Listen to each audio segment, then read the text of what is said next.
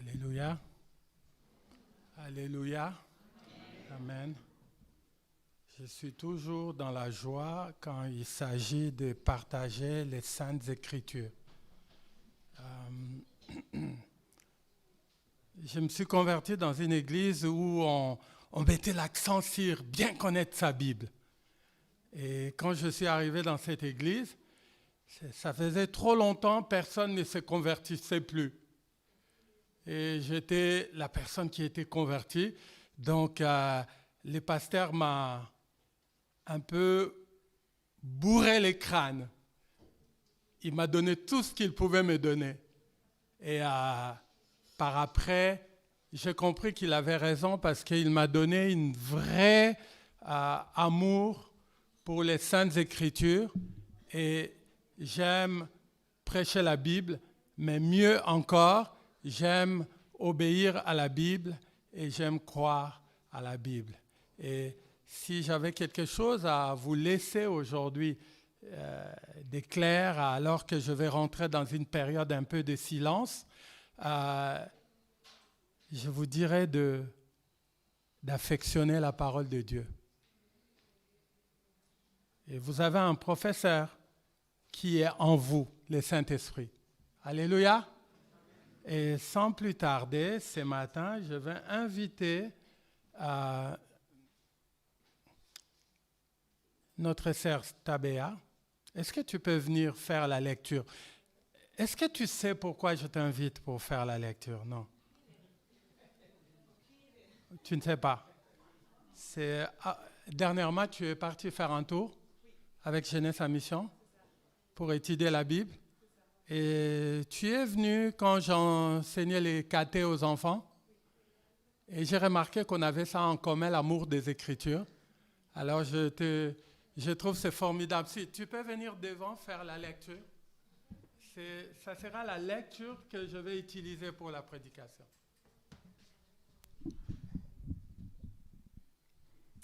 Alors, on va lire dans la première lettre aux Corinthiens, chapitre 3, du verset 1 au verset 7. Pour moi, frères, ce n'est pas comme à des hommes spirituels que j'ai pu vous parler, mais comme à des hommes charnels, comme à des petits enfants en Christ. Je vous ai donné du lait et non de la nourriture solide, car vous ne pouviez pas la supporter. Et vous ne le pouvez pas, même à présent, parce que vous êtes encore charnels. En effet, puisqu'il y a parmi vous de la jalousie et de la discorde, n'êtes-vous pas charnels et ne marchez-vous pas d'une manière toute humaine ? Quand l'un il dit « Moi je suis de Paul » et un autre « Moi d'Apollos », n'êtes-vous pas des hommes ? Qu'est-ce que donc Apollos et qu'est-ce que Paul ?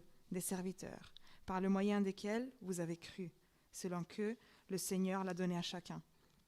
Moi j'ai planté et Apollos a arrosé, mais Dieu a fait croître. Ainsi, ce n'est pas celui qui plante qui a quelque chose, ni celui qui arrose, mais Dieu qui fait croître. Amen. Merci beaucoup. Merci. Prions.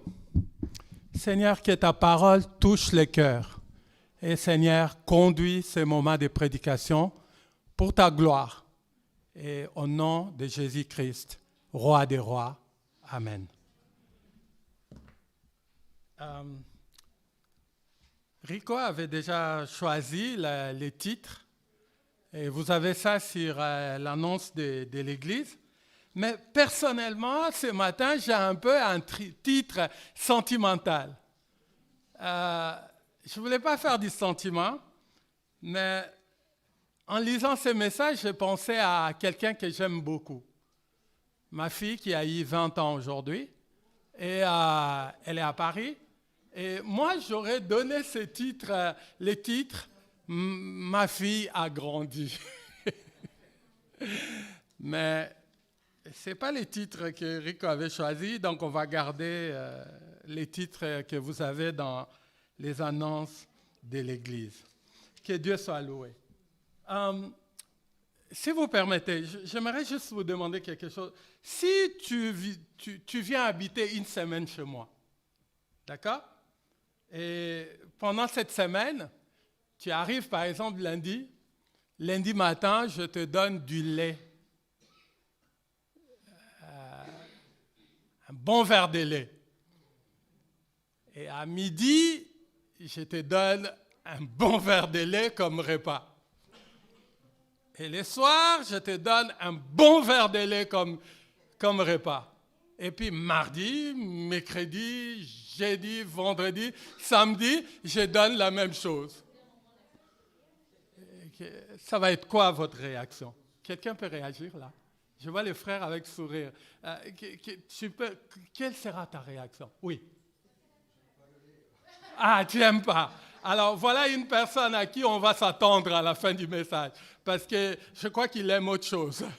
Il n'aime pas les laits. Ça serait quoi, Marie, ta réaction? Tu en aurais marre, hein? Hein? Est-ce que je voulais entrer... Ah, voilà la réponse que je voulais attendre. Et toutes les réponses sont bonnes, hein? Mais je voulais entendre cette réponse. Je ne suis pas un bébé. Et c'est normal. C'est normal. Pourtant, les laits étaient un plat préféré de beaucoup de Corinthiens. Ils étaient encore au biberon. Donc, je me demande si dimanche matin, si tu venais dans notre église et chacun avait son biberon. Ça va faire bizarre, hein? Mais les Corinthiens, beaucoup dans cette église, je ne dis pas tout le monde, ils étaient au biberon.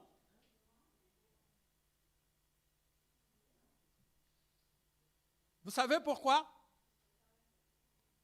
Parce qu'ils n'étaient pas dirigés par l'Esprit Saint. Et c'est normal.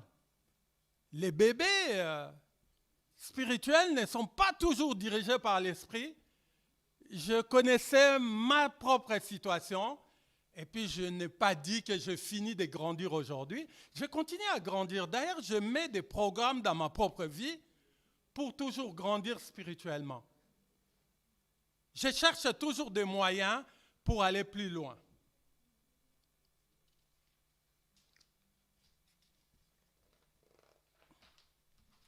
La preuve, quelle était la preuve qu'il ne marchait pas par l'esprit? Nous avons la preuve dans les textes.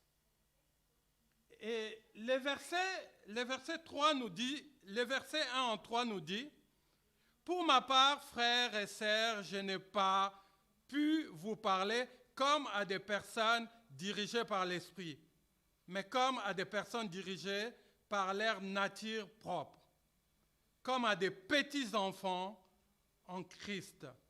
Je vous ai donné du lait, non de la nourriture solide, car vous ne pouvez pas la supporter. D'ailleurs,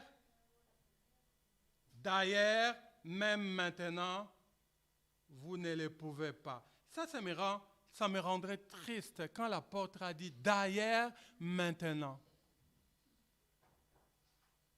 Donc, ça fait longtemps qu'ils sont au lait. Parce que vous êtes encore animés par votre nature. En effet, puisqu'il y a parmi vous, voilà la preuve qu'il y avait vraiment des problèmes. Parmi vous, de la jalousie. J'espère qu'il n'y a pas de la jalousie ici, dans cette église. Ou personne qui vit ces choses. Mais comme on n'est pas parfait, on ne sait jamais. Je ne regarde pas dans les cœurs. C'est le Seigneur qui regarde dans les cœurs. Il y avait de la jalousie, des disputes. Oh là là, des disputes dans l'église, c'est horrible. Et des divisions.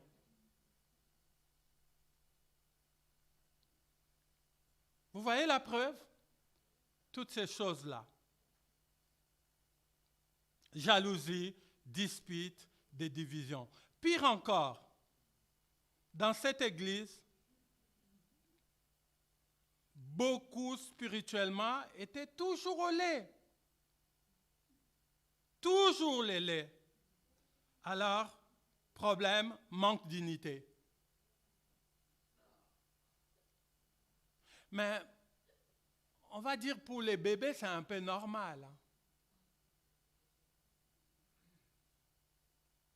à la crèche, quand vous allez à la crèche, normalement, il y a les goûters à un moment à la crèche. Et il y a une distribution. On n'oublie pas un enfant. Mais chacun veut prendre le premier. Vous voyez? Il y a déjà des problèmes au milieu des bébés. Manque d'unité. Pourquoi les autres disaient, je suis pour Apollos, d'autres, moi je suis pour Paul, et d'autres, je suis pour Pierre. Il y avait même qui étaient du parti de Jésus-Christ. Moi je pense que c'était des gens très snobs, qui devaient dire, mais comme toi tu es d'Apollos, toi de Pierre, toi de Paul, moi je suis de Jésus. Comme si les autres n'étaient pas de Jésus. Vous voyez? C'est le signe d'immaturité. Division, tout ça. Bébé spirituel.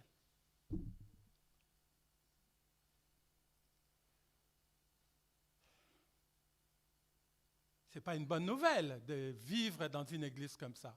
Je parie que si on ne m'avait pas donné ces textes par Rico, je n'aurais pas eu le courage de parler sur ces textes comme ça. Parce qu'il faut se remettre soi-même en question aussi. Lisons un peu le verset 5. Qui est donc Apollos? Qui est donc Paul? Ce sont des serviteurs par les moyens desquels vous avez cru. Est-ce qu'il y a vraiment beaucoup d'importance à mettre sur des hommes? Qui est Christian, qui est Marie, qui est Rico? Mais c'est des serviteurs de Dieu, tout simplement. J'ose même pas mettre mon nom parce que je ne me sens même pas digne de... Qui suis-je, moi? Si je prêche ce matin, je suis qu'un serviteur de Dieu, par lequel vous pouvez être édifiés. Les plus importants, les centres dans cette église, ce n'est pas une personne, c'est Jésus-Christ qui est mort pour nous à la croix. Alléluia. Amen. Qui est mort pour toi? Mais vous savez, les bébés ont tendance à s'accrocher sur les êtres humains. À qui va prêcher aujourd'hui? C'est Marie qui prêche aujourd'hui. C'est super, je vais venir. Et quand c'est Herman, non, il parle trop fort.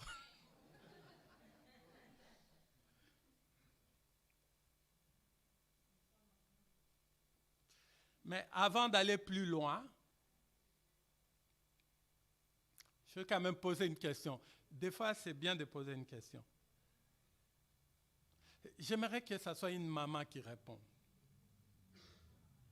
Est-ce que le lait est une mauvaise nourriture? Non. Et Daniel, tu n'es pas maman. Heureusement, il y a une maman à côté qui a répondu. Bien sûr que non. Le lait n'est pas une mauvaise nourriture. Le lait est une nourriture pour les bébés. Une nourriture adaptée aux bébés. Quand ma fille était toute petite, à un moment, je devais aller chercher le lait. Et ma femme me disait bien, regarde bien le papier là. C'est ça que tu vas acheter. Parce qu'elle regardait, elle savait que 2 mois c'était ça, 3 mois c'était ça, 4 mois. Donc on devait adapter. La dernière fois, j'ai enseigné le catéchisme aux enfants. Bien sûr que j'ai adapté. J'aurais voulu dire un peu plus différemment. Mais à leur niveau de nos jeunes, j'ai dit adapter ce que je devais dire. Donc ce n'était pas mauvais le catéchisme que je donnais. Mais peut-être Christian n'aimerait pas être dans notre groupe de caté, n'est-ce pas? Parce que pour Christian, il faut plus.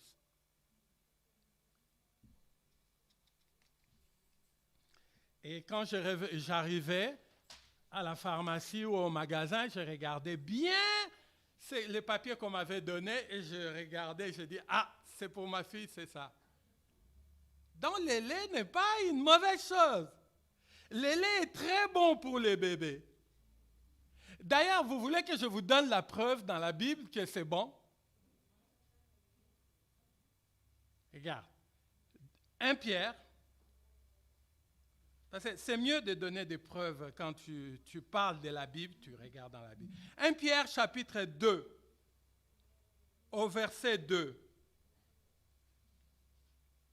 Et comme des enfants nouveaux nés, désirez les laits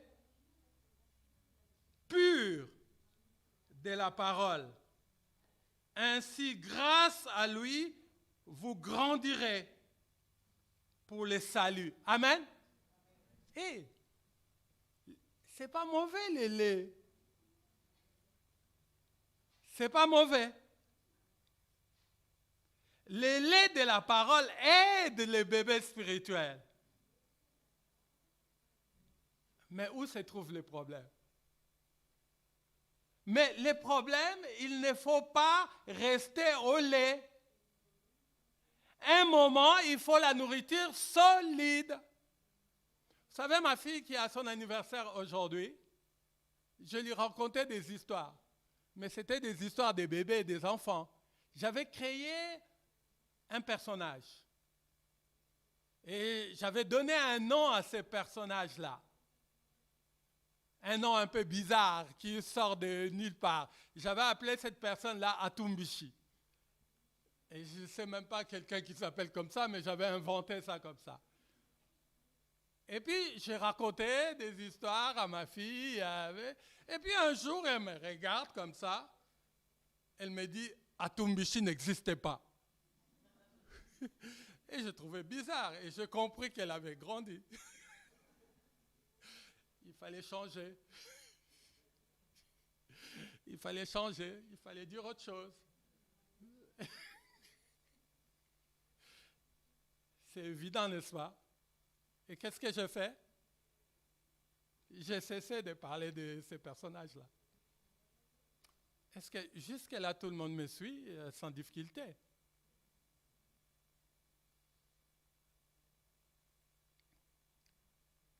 L'apôtre Paul voulait que les Corinthiens, comme les pasteurs ils veulent quoi? L'apôtre Paul voulait que les Corinthiens puissent manger de la nourriture solide pour progresser dans la foi. Mais beaucoup voulaient rester au lait. Ils restaient bébés, immatures. Et c'est vrai que ça n'aide pas à l'unité. C'est étonnant de voir que même la nourriture que nous donnons à nos bébés et à l'Église doit être adaptée. Et du coup, Paul disait, non, vous avez assez bu du lait. Maintenant, il faut autre chose. Est-ce que ce matin, il y a des gens qui se disent, j'ai déjà assez bu de lait, et il me faut peut-être la nourriture solide. Alors, si vous commencez à dire ça, vous avez raison. Parce qu'il y a ça encore dans la Bible. La Bible nous propose aussi une nourriture plus que le lait. Et la preuve, ça se trouve dans la Bible. Je ne l'ai pas inventé. Alors, Hébreux, chapitre 5, à partir du verset 12.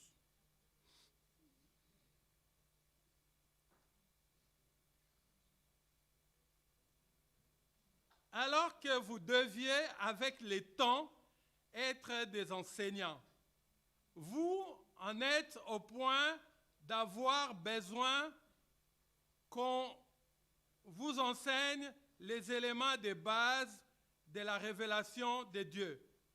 Vous en êtes arrivé à avoir besoin de lait, non de la nourriture solide. Or, celui qui en est au lait est inexpérimenté dans la parole de justice, car il est un petit enfant. Mais la nourriture solide est pour les adultes, pour ceux qui, en raison de leur expérience, ont les jugements exercés à discerner ce qui est bien et ce qui est mal. Ce n'est pas possible. Combien de fois je rencontre des chrétiens ou des chrétiennes que je connais, ou bien quand j'ai été pasteur à l'église chinoise, des personnes qui venaient vers moi, pasteur, oui, Herman. Il faut qu'on parle, on parle. J'ai dit, ok, on va parler. Et puis, comme je n'avais pas de bureau à l'église chinoise, on louait un théâtre et puis on venait juste à l'air. Et puis j'utilisais chez moi comme bureau. Et des fois, c'était un café comme bureau à Paris pour un rendez-vous. Et puis, il commence à me parler. Écoute, je suis amoureux. Et j'ai dit, mais c'est une bonne chose, ce n'est pas une maladie. Et j'aimerais me marier. Mais ce n'est pas interdit. Mais il y a un problème, Herman. Et c'est quoi le problème? Elle n'est pas du tout chrétienne. Ah, j'ai dit, oh. Ah oui, c'est un gros problème, c'est pas...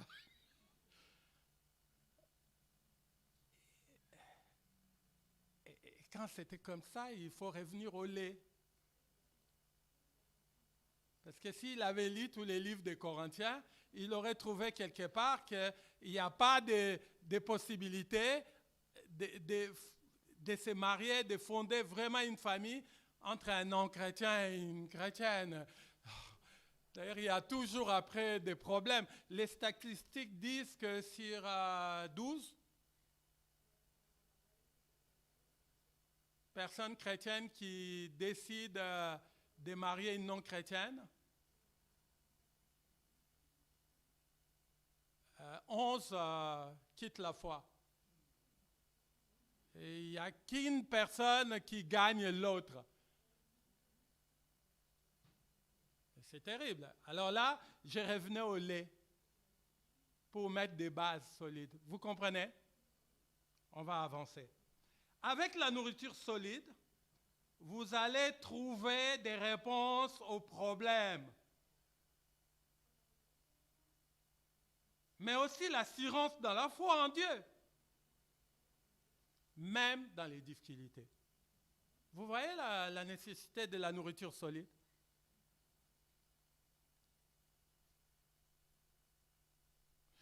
Je donne l'exemple d'une nourriture solide. Beaucoup de chrétiens dans nos églises, ils n'ont même pas l'assurance du retour de Jésus-Christ. Ce n'est même pas un point solide dans leur vie. Ce n'est même pas quelque chose... Vous savez qu'il y a plein d'injustices dans notre monde. Vous savez, la seule raison où je ne tombe pas malade quand je vois les injustices par-ci, par-là, je sais que Jésus-Christ va revenir un jour. Et il y aura un jugement.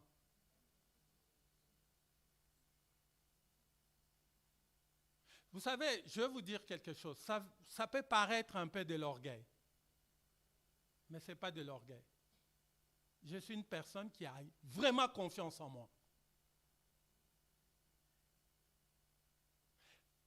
J'ai vécu certaines expériences où, quand je n'étais pas chrétien, quand on avait un peu du racisme envers moi, j'étais mal.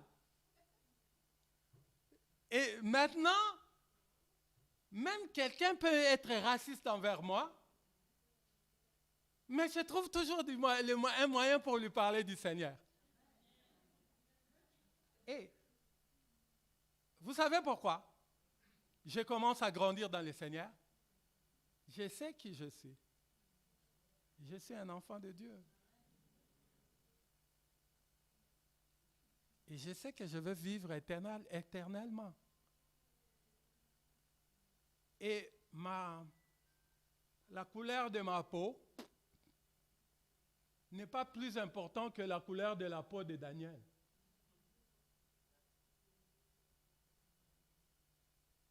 Et j'ai absolument confiance en moi. Et j'ai fait un effort de connaître les autres cultures. Et quand quelqu'un parle, même un chrétien, même qu'il soit pasteur ou quoi, je l'écoute un moment et je fais la part des choses, de ce qui est les choses de Dieu. Et une autre part, je dis, ah, ça c'est sa culture. Ce n'est pas forcément la parole. C'est des schémas de pensée. Et c'est normal parce qu'on a toujours un peu des lunettes culturelles. Vous comprenez? Et j'ai confiance en moi. Ce n'est pas de l'orgueil, j'ai vraiment confiance en moi. Mais pourquoi? Parce que c'est Jésus qui m'a donné.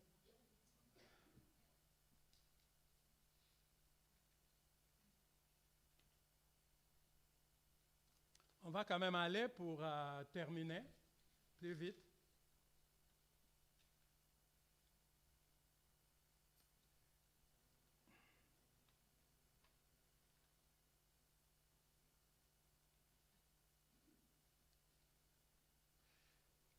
Avec le temps, vous devez être des enseignants. Mais souvent dans les églises, ce n'est pas le cas. Je n'ai pas dit enseignant, passer devant pour enseigner les gens.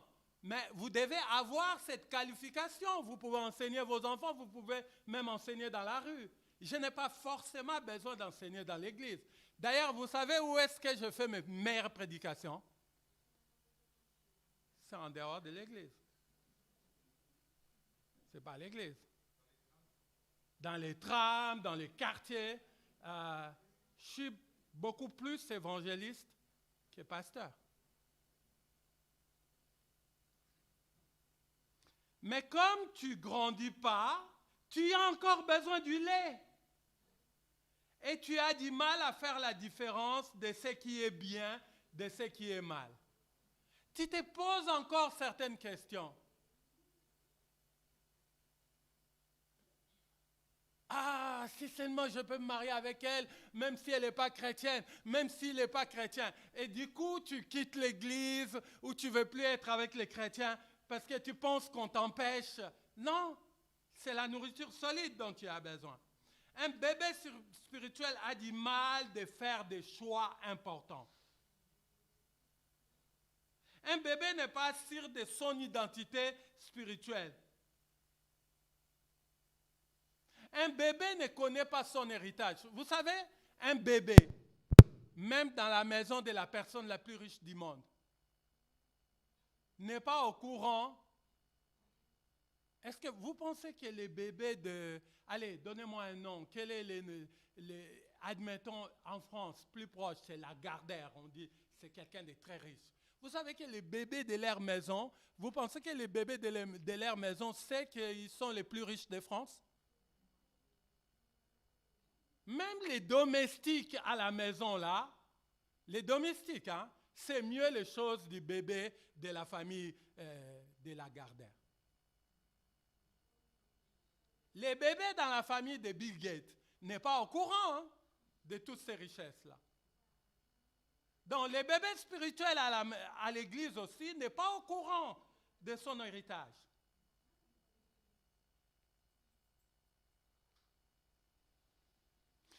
Qui veut aller toute sa vie chez les pédiatres?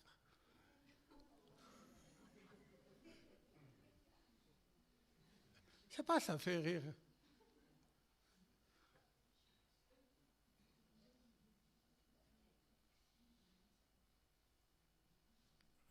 Qui veut toute sa vie aller chez le pédiatre?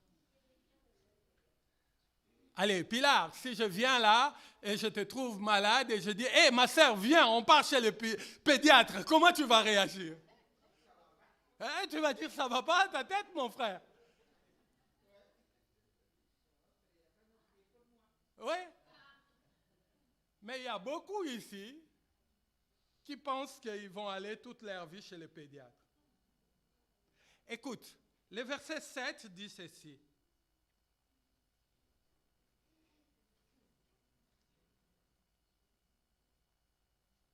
Ainsi, ce n'est pas celui qui plante. Pardon. Ainsi, ce n'est pas celui qui plante ni celui qui arrose qui compte, mais c'est Dieu qui donne quoi? La croissance. Alléluia. Dieu donne la croissance. C'est la bonne nouvelle. Mais attention, c'est le même Dieu qui donne la naissance spirituelle. Et ce matin, moi j'aimerais vous dire quelque chose qui me trouble énormément dans nos églises.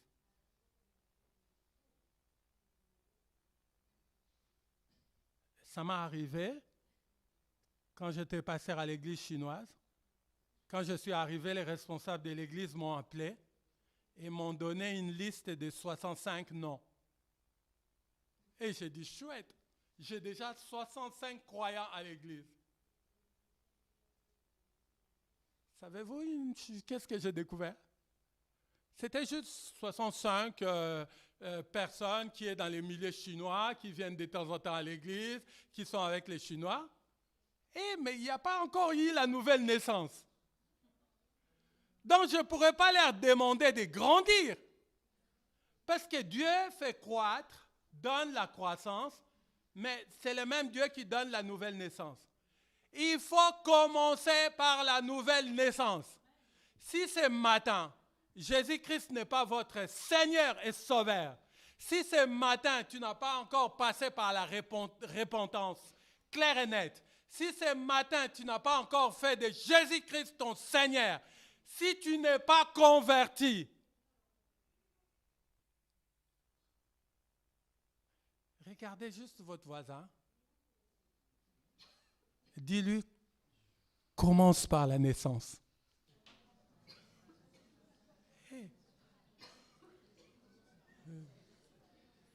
Ne pense pas que parce qu'on vient dimanche à l'église le matin,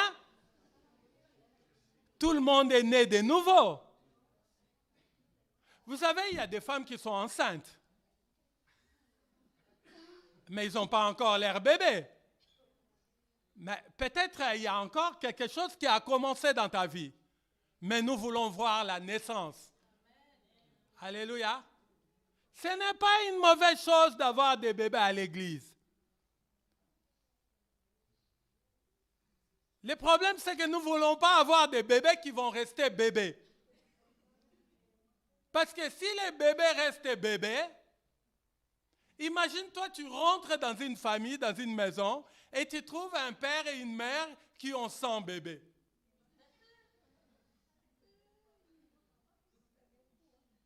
C'est un problème, non? Mais s'ils ont des bébés, un peu plus âgés, des adultes, ça va. Tout le monde va donner un coup de main, n'est-ce pas?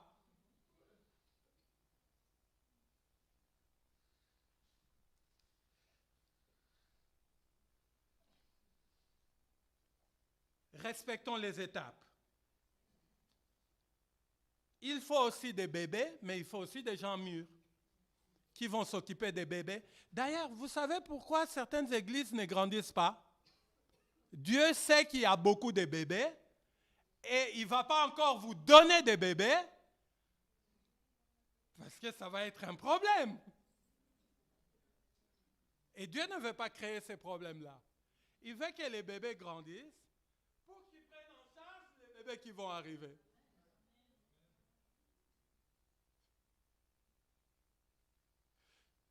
Moi, je remarque dans notre famille quelque chose qui s'est passé. Vous savez, ma fille, elle a 20 ans, Mathis va avoir 15 ans et la petite va avoir 9 ans.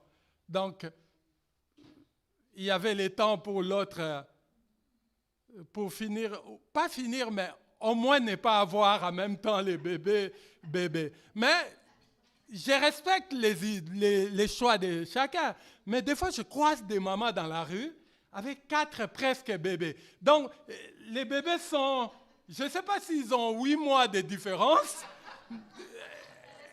Et du coup, quand il y a les escalators à la gare, mais je cours derrière pour aider un peu. Et je dis, oh là là, la dame, écoutez, chacun a sa vie.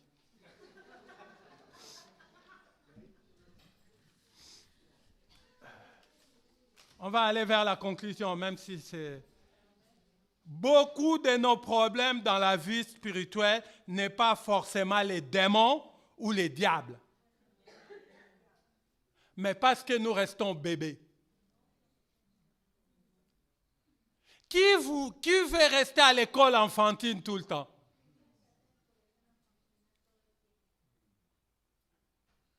D'ailleurs, dans l'école où se trouve ma fille, ma petite fille, il y a une fille qui a 2 ans de plus que les autres. Et il y a eu des problèmes et je suis allé voir la maîtresse. Et j'ai posé la question à la maîtresse, mais comment est-ce qu'il y a une fille qui a 2 ans de plus que les autres? Vous savez, chez les enfants, ça se voit tout de suite parce qu'elle était grande de taille et puis elle peut imposer et puis elle voulait un peu devenir maîtresse des bandes. Et la maîtresse dit, je ne sais pas, c'est peut-être, elle a doublé plusieurs fois. Et ce sont des doublés à l'église. Allez, on double tellement de fois dans nos églises, on reste dans la même classe pendant longtemps. Il faut qu'on grandisse maintenant. C'est un peu dur, hein, ce que je dis, n'est-ce pas? Donne-nous la solution, comment grandir. Ah, ben voilà, ça se trouve dans ma conclusion. Et toujours dans la Bible. Ce qui est bien, le même Dieu qui donne la naissance et qui, des bébés, il a prévu la croissance. Et ce n'est pas magique. Et ce matin, je demanderai à personne qui veut grandir, levez la main. Ou viens qu'on t'impose la main, qu'on te pose les mains. Non, c'est dans la Bible. Allons-y. Et gardez bien ces versets. J'aimerais que toute l'Église puisse apprendre ça par cœur. Actes des Apôtres. Actes des Apôtres, chapitre 2.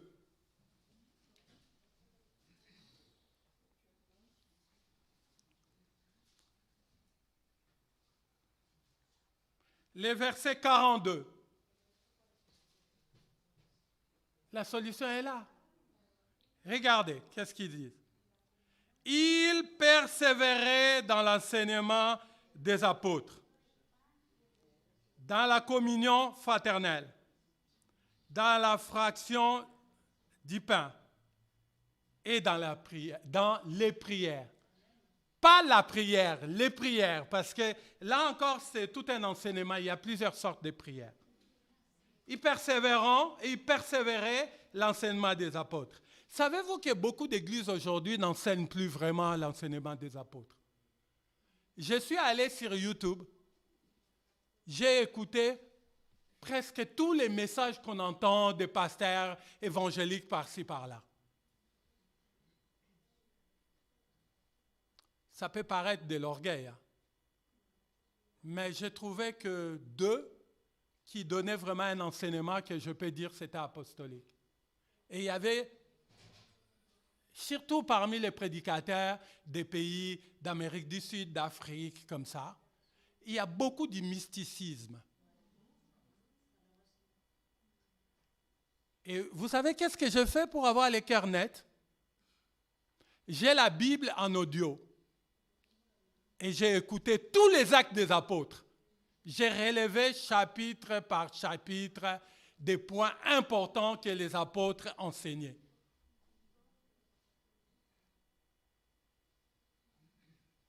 Peut-être pendant ma période de repos qui arrive, je vais peut-être écrire un mot, prendre tout ces... C'est pas possible. Ils enseignent beaucoup sur les démons, les diables, la prospérité. La manière dont ils parlent sur des démons, j'ai presque l'impression que des démons font des enfants. Vous comprenez ce que je veux dire? Mais que les démons font des bébés. Mais il n'y a pas ça dans la Bible. Quand le diable a été chassé avec les démons, et il n'y a aucune doctrine dans la Bible qui dise que les démons se multiplient. Leur façon d'enseigner, c'est comme s'il y a derrière chaque chrétien un démon. C'est horrible. Et ils parlent beaucoup d'eux-mêmes. Venez à moi, j'ai une solution. Et ils proposent des tas de choses. Bon, ça sera une prédication qu'Éric ferait pour affermir les croyants. Mais en tout cas, l'enseignement des apôtres, c'est important. Peut-être les conseils de notre Église. Un jour, avec les pasteurs, puissent vérifier, est-ce que nous enseignons l'enseignement des apôtres? Est-ce qu'on enseigne tous les conseils de Dieu? Rapidement, la communion fraternelle. Là encore, je ne vais pas rentrer dans les détails. Je ne pense pas que parce qu'on a eu un repas ensemble, c'est ça la communion fraternelle. Il faut plus que quand même, mais bon, vous en parlerez vous-même. Fraction du pain, on vient de le faire. Vous savez l'importance de la Sainte Seine? Ça nous rappelle quelque chose. Jusqu'à ce que tu viennes, qui va revenir? À chaque fois qu'on prend la Sainte Seine, on est en train de nous rappeler que Jésus va revenir. C'est un enseignement important.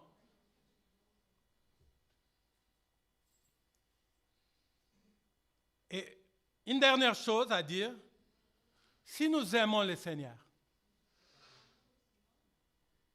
et nous obéissons à sa parole, écoutez bien ce que je dis. Avec le temps, nous grandissons. J'ai bien dit avec le temps. Et chacun grandit peut-être à son rythme, mais avec le temps, la parole de Dieu a raison, on va grandir. Prenez-moi aujourd'hui. Amenez-moi auprès des gens qui m'ont connu avant 1998. Parce que c'est en 98 que je me suis converti. Ils vont vous dire, c'est le même visage d'Herman, mais ce n'est pas du tout la même personne. Est-ce que je finis de grandir? Non. Je vais encore continuer de grandir. Et j'ai ces désirs-là. Avez-vous les désirs de grandir? Avez-vous noté les choses qui font grandir? Alors moi, je vous propose qu'à partir de la semaine prochaine, pour certains, il faut ranger les biberons. Et commencer à manger la nourriture solide. Et on va vous enlever aussi la bavette, parce que vous allez manger tout seul aussi. Il faut manger tout seul. Alléluia. Est-ce que Christian, tu veux venir pour prier pour que cette parole reste à l'Église et que chacun puisse considérer qu'il y a une croissance? Christian, tu peux venir?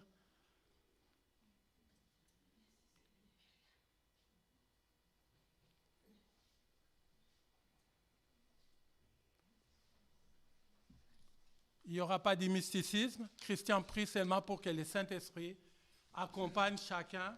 Et même moi, tu pries aussi pour moi. Okay. Ton repos, c'est quoi ton repos, tu disais? C'est une période un peu sabbatique. Ah, d'accord. Donc, tu ne vas pas me voir prêcher demain matin. Okay. Seigneur, nous voulons te dire que merci pour ce que notre ami et frère Herman nous a partagé ce matin, Seigneur. C'est vrai que nous sommes restés trop longtemps bébés, je crois. Nous n'avons pas pris cette nourriture solide, Seigneur. Mais pour moi, ça veut dire que je ne lis pas assez ta parole, Seigneur. C'est ça. Ma nourriture solide, c'est de connaître ta parole de mieux en mieux. Et je te remercie, Seigneur, parce que tu connais chacun parmi nous ce matin et celui qui a envie d'aller plus loin avec toi, tu lui donnes cette nourriture solide, Seigneur. Et comme Herman l'a bien dit, à chacun son rythme, Seigneur, c'est vrai. Mais nous voulons être prêts, c'est notre choix, comme Gérald a aussi dit dans la louange, c'est notre choix. Si nous voulons quelque chose, tu nous le donnes. Je te remercie, Seigneur, parce que tu connais notre cœur, tu entends nos prières et j'ai de l'espoir. J'ai de l'espoir pour moi-même. J'ai de l'espoir pour toute l'Église, Seigneur. Et aussi pour Herman, pour son repos sabbatique, Seigneur, qu'il puisse encore aller plus loin, grandir encore comme il le désire, Seigneur. On entend dans son message qu'il désire d'aller plus loin avec toi. Merci, Seigneur, parce que tout est accompli à la croix de Golgotha. Et c'est vrai que nous avons célébré la Sainte Seine, nous nous sommes rappelés ce que tu as fait à la croix de Golgotha. Nous nous rappelons aussi qu'un jour tu reviendras, Seigneur des Seigneurs, Jésus, il reviendra bientôt. Et nous voulons être prêts pour que quand tu reviens, tu nous trouves prêts à te recevoir, Seigneur.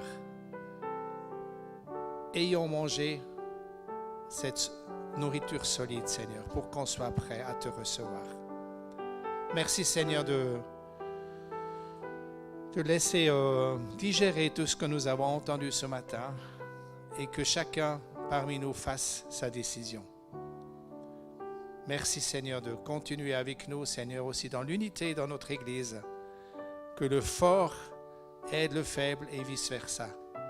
Le jour venu, Seigneur, où le faible est fort et le fort est faible, Seigneur.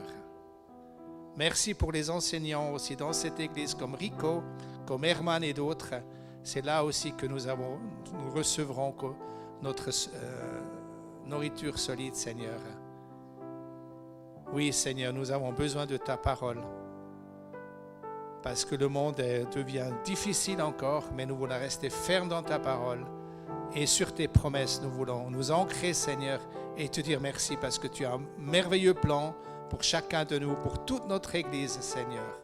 Dans le nom puissant de Jésus. Amen. Amen. Merci. Amen. Que le Seigneur vous bénisse.